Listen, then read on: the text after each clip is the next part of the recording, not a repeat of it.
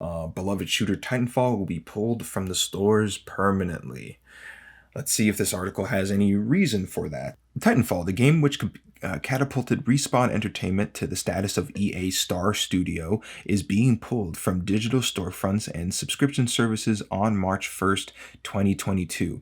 This, to me, sucks. However, given the game's recent brush with some very bad hacking, it isn't particularly surprising either. Titanfall, at the time of its release, was an incredibly ambitious experiment. It was a multiplayer-only FPS, including its campaign mode, which attempted to weave story into the game's matchmaking. The game's multiplayer-only focus, in addition to the phenomenally fluid movement system and weighty mech combat, made Titanfall a brilliant oddity, one that would lay the foundation for all of Respawn's future projects.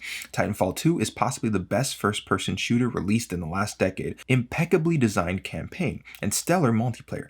Apex Legends is set in the same universe, uses the same weapons, and has a modified version of Titanfall's movement system. The game all but reignited movement shooters for a short time before they sadly returned to the shadows.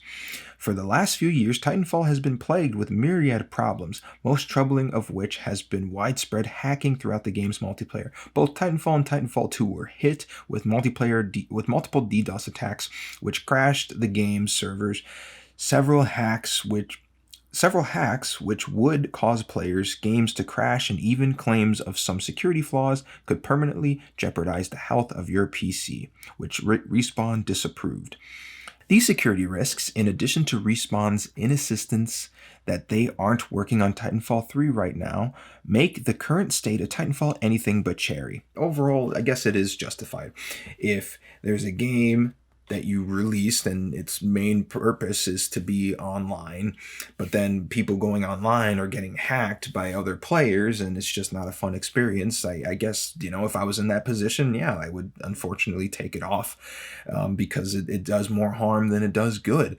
But this is where we're at right now, where game preservation is just, it seems non-existent.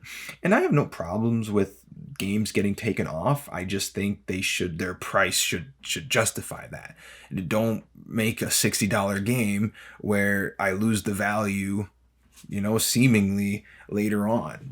There's tons of games out there where you don't lose the value. And in fact, with the video game bubble we're in, some games are valued incredibly high afterwards. So why would I spend money on that when I can just spend money on older games that would hold their value, or games that aren't always online, where they would hold their value down the line?